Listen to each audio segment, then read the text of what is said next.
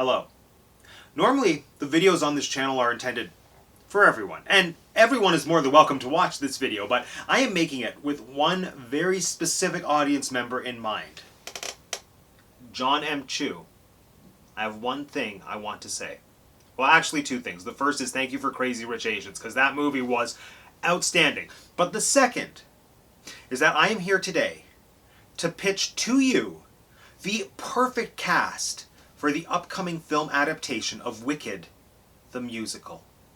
And I know you probably already have the film cast. Who knows, you might even be shooting the film by now and keeping all of that under wraps. But regardless, Jon M. if that's the case, I beg you, hear me out. If you have the film cast, just take a step back, reconsider with the choices I'm about to pitch to you today. Jon M. Welcome to Teacup For One. My name is Matt, and I have 2 degrees, and welcome to yet another episode of the Teacup For One Oz Month Marathon. Okay, technically I know it was the Oz movie marathon, and that was August, and this is September. We're talking about Wicked. It's not even a movie yet. But after an entire month of talking about Wizard of Oz adaptations, there was no way that I could just let the month wrap up without acknowledging the biggest Oz sensation of our generation, the Broadway musical Wicked. And I was hesitant to include Wicked on the lineup because obviously Wicked isn't a movie, and I was just focusing the Oz movie marathon on movies. But Wicked is apparently going to become a movie, and I know that you just need to take that phrase with a grain of salt because we've been waiting for the Wicked movie for over 10 years now, but it seems like this time it might actually be happening because they have announced a director attached to the project, Jon M. I've even heard rumors that they're starting shooting this year in like November, December in Georgia. So I think it's all coming together. I think we're going to see the Wicked movie on the big screen or the small streaming screen, depending on how this whole world situation goes. Regardless, I think the Wicked movie is probably going to happen for real this time. And so before the movie actually comes out and before we actually get a cast announcement, I wanted to share my thoughts on who I would personally pick to star in the Wicked film right now, this year, 2021. I have scoured the internet, I've looked at the BuzzFeed lists, I've looked at the other videos on YouTube where people have said who they would cast, and so I've kind of noticed that there are some choices for casting that are more popular, and a lot of them are incredible choices. But, just to switch things up a bit, I decided for this video, I am going to give you, for each role, 2 options. The popular choice and the matte choice. And then you can let me know in the comment section down below who you'd pick. Alright? Jon M. submitted for your approval. Matt's Wicked casting list. Oh wait, no. Matt's Wicked casting list. Do the kids still say wicked, like as a synonym for cool, awesome, super duper? Okay, we're going to start off this list with what I am referring to as the Hollywood roles. So these are the characters that are 100% going to be played by A-list celebrities. They're pretty much all of the adult characters that play supporting roles in Wicked, and they're characters that even on Broadway tended to be played by more recognizable A-list Broadway celebrities. So the very first person we are going to look at is the Wizard, the title character. Well, not in Wicked, but in The Wizard of Oz, in most things Oz. So on Broadway, the Wizard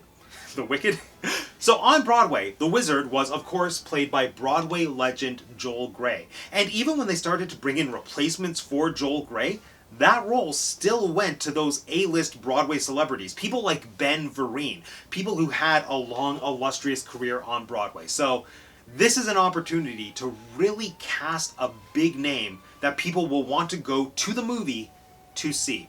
A name that I've seen floating around a lot for the Wizard is Lin-Manuel Miranda. So he is my popular choice for the Wicked movie. Do I think Lin-Manuel Miranda would make a good Wizard? Yes, absolutely. Lin-Manuel Miranda can do anything. He wouldn't be my first choice, and you're going to see that that's kind of a common theme with these popular choices. For the most part, They're all people that I think could do the role, but I still think there are people that could do it better. Lin-Manuel Miranda, what I like about him as the Wizard is that he's the right age for what I would want to see from the Wizard. Because even Joel Grey, he was pretty old when they cast him in Wicked. He was, I don't know how old he was offhand. I would say probably somewhere between 60s to 70s. And when it comes to Wicked, this is one of those very small, pedantic things that's very important to me. But I think age plays a huge factor in all of these roles and how they relate to each other. The Wizard does need to be older, but I think he needs to fall more in like a 40 to 50 age range. So Lin-Manuel Miranda fits the bill in terms of what I'd like to see for the Wizard's age, and he also has the whole charming song and dance man quality about him. But where I'm not sold is that I think Lin-Manuel is just too nice. You know, there's an inherent niceness about him and about his charm that just seems genuine, whereas the Wizard needs to be charming, but in a not genuine way. There needs to be a darkness to the Wizard. There needs to be this quality of manipulation, of gaslighting, and I don't know, like, I think Lin could do it, but I think there's someone who could do it better. Which brings me to my Matt choice, which is Hugh Jackman. Hugh Jackman, in some ways, is kind of an obvious choice as well. He's solidified himself as the on-screen musical theater actor, and, I mean, I just think he's perfect. He's the right age, and he really walks that line that I want to see from the Wizard, from being super charming to being almost dangerous. And when I just think about the performances that Hugh Jackman gave in The Prestige, coupled with The Greatest Showman, plus just how naturally charming Hugh Jackman is, I think he would be the perfect Wizard. So, that's my Matt choice. Hugh Jackman. Okay, next. Madame Morrible. So, Madame Morrible was originated on Broadway by Carol Shelley, and even more so than The Wizard. Madame Morrible is the role that I find the stage productions tend to cast with the most recognizable actors that they can get. When I first saw Wicked, Madame Morrible was played brilliantly by Carol Kane. Some other notable Morribles have included Rue McClanahan and Miriam Margolyes, who you might know as Professor Sprout from the Harry Potter films, or the nurse in Baz Luhrmann's William Shakespeare's Romeo plus Juliet. And Morrible I have always found to be such a fascinating role, just in terms of seeing who they cast, because they have cast such wildly different actresses in this same role. You know, I can't think of any other project that would consider Carol Kane and Miriam Margolyes for the same role, but Madame Morrible is it. And I think it's because with this character, it all comes down to the acting. Whether or not they're able to sing the material is irrelevant, for the most part. Because they really need to find somebody who can play, like, the light, airy, friendly Madame Morrible at the beginning, while still being aware of the undercurrent of the horrible person that she actually turns out to be. And I think that's why they usually go for casting these, like, grandes dames of the theater. And the movie shouldn't be any different. So the popular choice for Morrible, if not the obvious choice for Morrible, is none other than the Streep. And this is just, you know, it's such a Streep role. It's exactly what we saw with Mary Poppins Returns. It's a big budget, recognizable franchise. There's this supporting role that's written for an older character actress. Obviously, Meryl Streep would knock it out of the park. But I do think there are more interesting choices. No, my Matt choice for Madame Morrible is Imelda Staunton. I don't think there is anyone better to play Madame Morrible than Imelda Staunton. So she's probably best known also from the Harry Potter films as Professor Dolores Umbridge. I just think her performance as Umbridge was audition enough to prove that she is the perfect person to play Madame Morrible in the Wicked film. But if you want further proof, just look at her stage career. She just played within the last few years, she played Mama Rose in Gypsy to rave reviews. She is an incredible singer. She can also play this type of role impeccably. Plus, she's playing Queen Elizabeth in the upcoming seasons of The Crown, so she's going to be on a lot more people's radar just as a face that's recognizable, and I don't think there's any better choice for Madame Morrible. If nothing else, I hope this video gets Imelda Staunton is Morrible trending. Let's make it a thing. Hashtag Imelda Staunton is Morrible. Okay, next up is the role that, let's be honest, nobody cares about, so we're going to go through this one pretty quickly. It's Dr. Dillamond. So he has the song Something Bad that everybody, myself included, skips on the soundtrack because we just want to get to dancing through life. But my theory is that because everyone skips over his song on the soundtrack, we tend to forget about the importance of his role to the show. Like, he is in some ways the emotional center because he's the big motivator behind a lot of the choices that Elphaba makes for fighting for, talking animal rights and fighting against the tyranny of the Wizard of Oz. And so Dr. Dillamond, even though it's a small role that not a lot of people care about, again, myself included, I think it's one that needs to be cast delicately.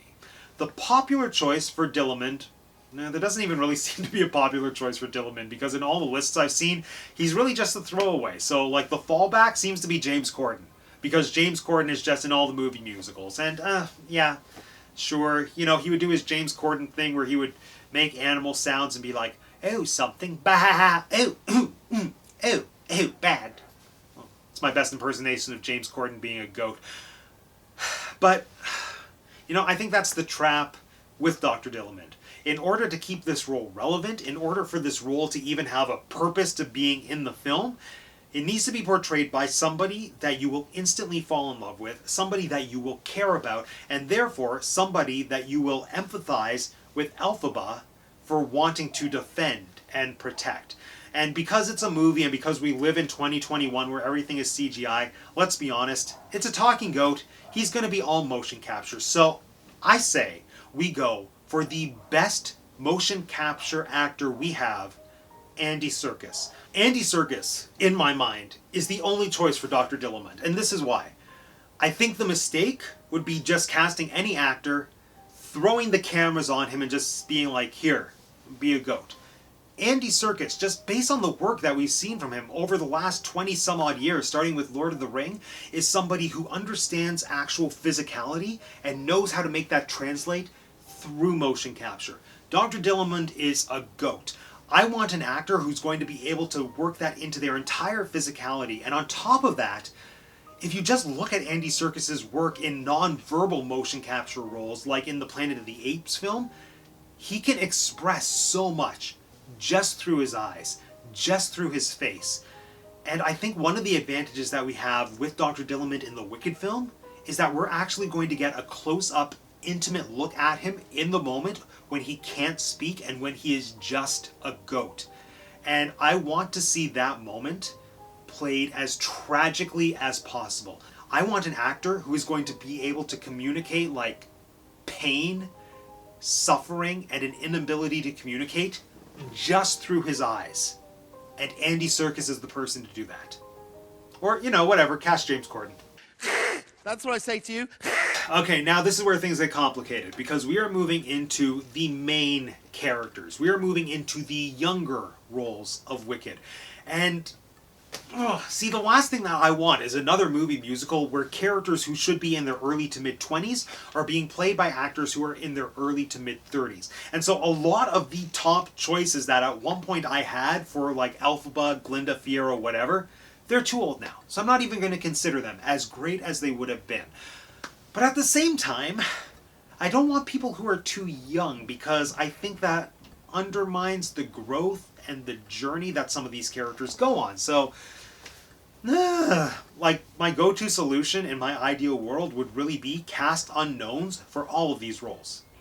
But that wouldn't be much of a Dreamcast video, so these are my choices. First, Fiyero. Fiyero was originally played on Broadway by Norbert Leo Butz, and truth be told, he was surprisingly the most difficult role for me to fan cast in this entire video. The popular choice seems to be Jordan Fisher.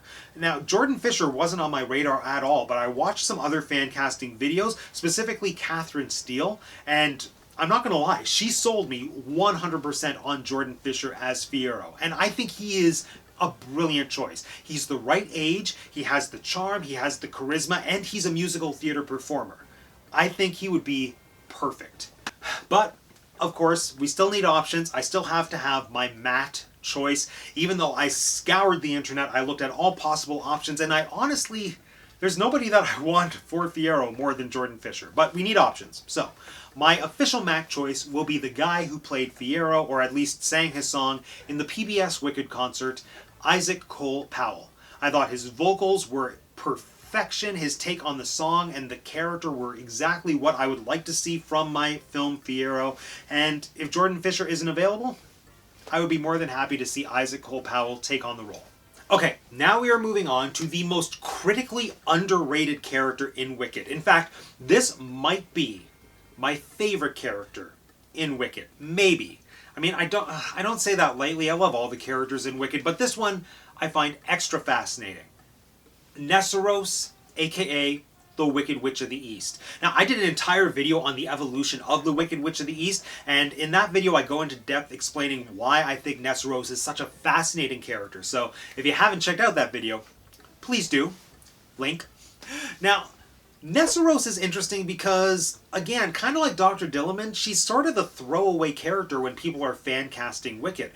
I don't know, Nessarose, like Dr. Dillamond, is a character that has so little stage/screen time, but so much importance. And I want to see this role played by somebody who can tackle the nuances and who can play the character arc from being like a spoiled, sheltered teenage girl to being a vicious, selfish, Munchkinland dictator. So my favorite choice that I've seen of the popular choices is Zendaya. And at first glance, I don't necessarily think Nessarose is the type of role that Zendaya would take at this point in her career, but I think we need somebody like Zendaya to realize Nessa to her full potential, and I think Zendaya would be phenomenal. So out of all the popular choices, Zendaya is my number one. But she's not my number one Matt choice, because I do have an actor in mind that I would love to see play Nessarose, and that is Julia Lester from High School Musical, the series. Julia Lester would be an incredible Nessarose.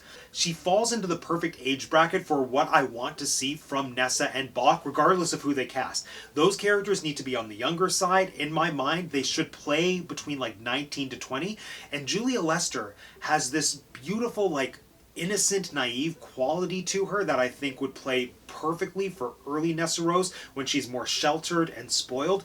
But at the same time, Julia Lester has this underlying maturity to her work and to her acting that would be perfect for the journey that Nessarose goes on towards eventually becoming the, like, tyrannical, infatuated, wicked Witch of the East.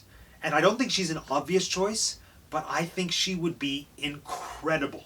And we can't talk about Nessarose without talking about her favorite Munchkin, Bach. And I think the obvious and the popular choice for Bach in the Wicked movie is none other than Ben Platt. And let's be honest, Ben Platt is a great choice for Bach. He suits the role, plus his dad is producing the movie and that hasn't hurt him in the past. But my only issue with Ben Platt is that he's a little too old for what I'd like to see from Bach.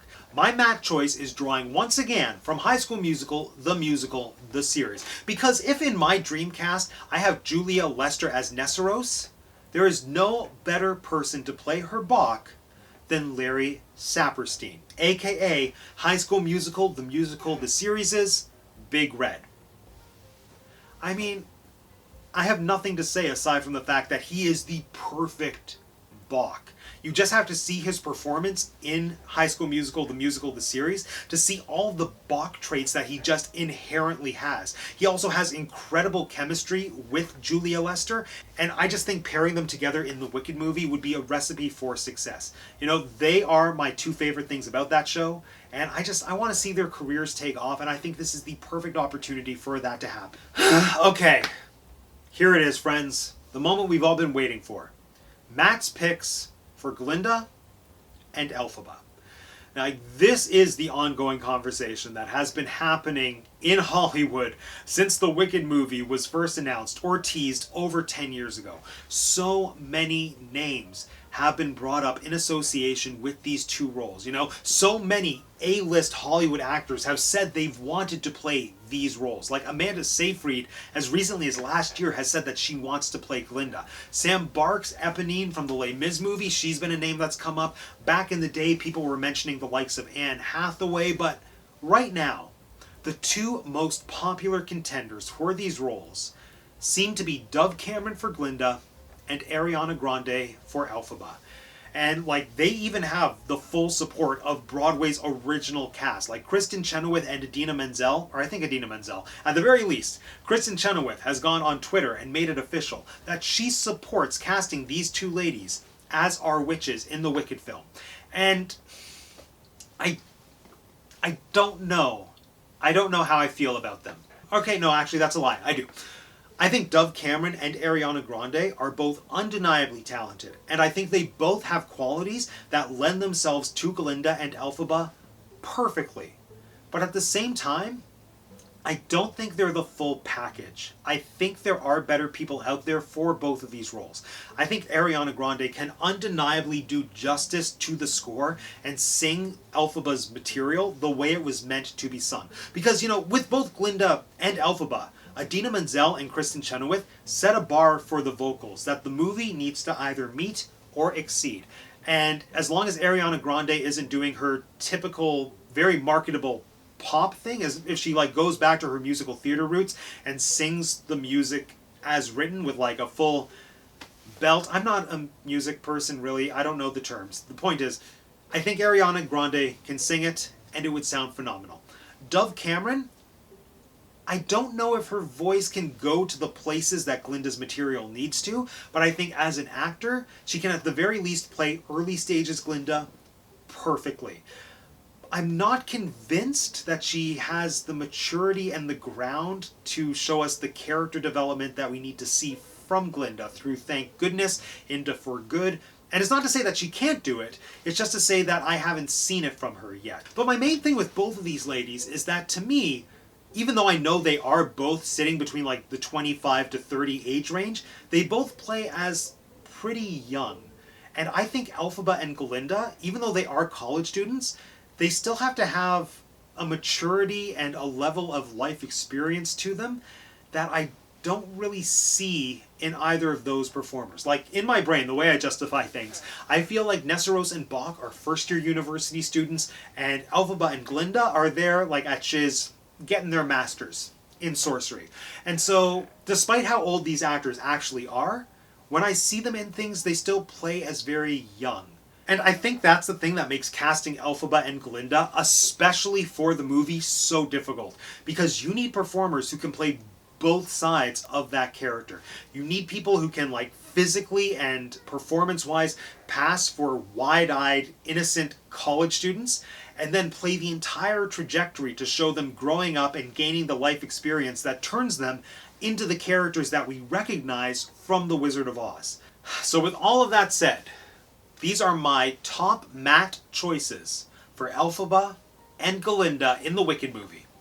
For Elphaba, Ariana Debose.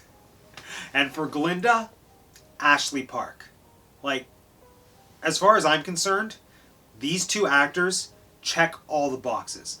First, and most superficially, age. In real life, they're both skirting around 29 to 30, I believe, but they can pass for younger, as proven by the fact that Ariana Debose played a high school student in The Prom just earlier this year. Ashley Park, she doesn't really age.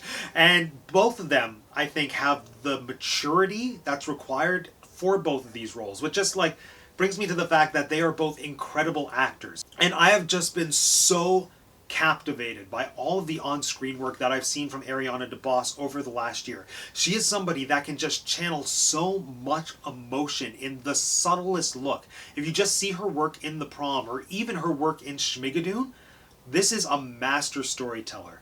And she understands subtlety. She can do the subtle notes of Elphaba, but then, without a doubt, she can also go to the big, imposing places that Elphaba needs to go.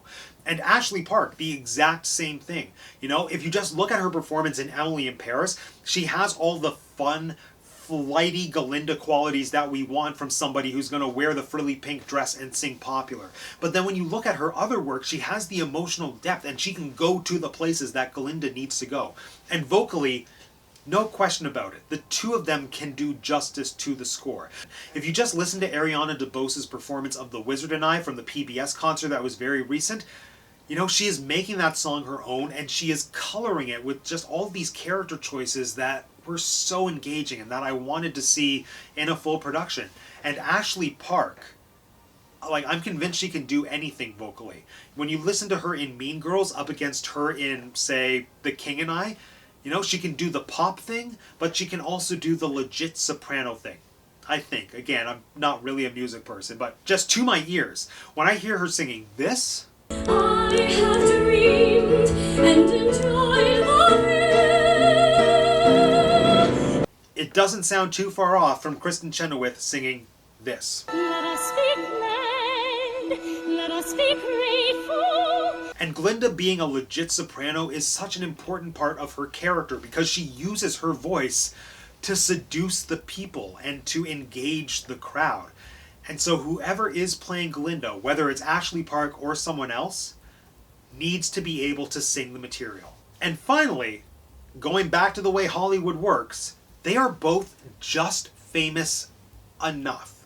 If you put these two faces on a Wicked movie poster, I'd say 90% of people are going to recognize at least one of them without having them like strongly associated or typecast to a pre-existing role. You know, Ashley Park is pretty familiar to people through her work in Emily in Paris, and Ariana Debose, so far, some people will recognize her from The Prom, some will recognize her from Schmigadoon, but by the time the Wicked movie comes out, she will be an Oscar-nominated, if not Oscar-winning actor from her work in West Side Story. Like, I don't know this for sure, but Anita, the role she's playing in West Side Story, has a pretty solid track record. If you are somebody who is like talented enough to be cast as Anita, who can sing, dance, and act that part, you deserve to be nominated for like whatever award you're eligible for. So I'm pretty sure that Ariana DeBose is getting an Oscar nomination, if not a win, within the next year. But even if she doesn't, the fact that it is the girl from the West Side Story movie, people will recognize that and people will think, she was great in this movie, I'll go see her in Wicked.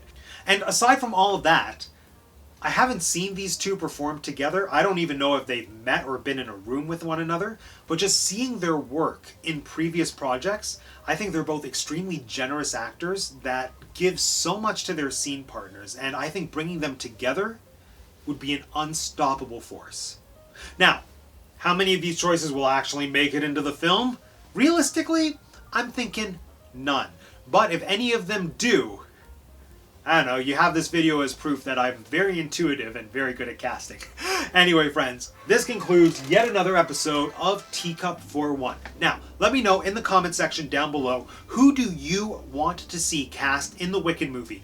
And did I convince you with any of my choices? And if you want to be the first to know when I release more videos about Disney, Shakespeare, musicals, cats, sometimes Funkos, make sure you subscribe to the channel if you haven't subscribed already. If you haven't subscribed already, it is so easy. All you have to do is click on my face. Thanks for joining me today, everyone. My name is Matt, and I have 2 degrees, and that's the Teacup For One. Go away.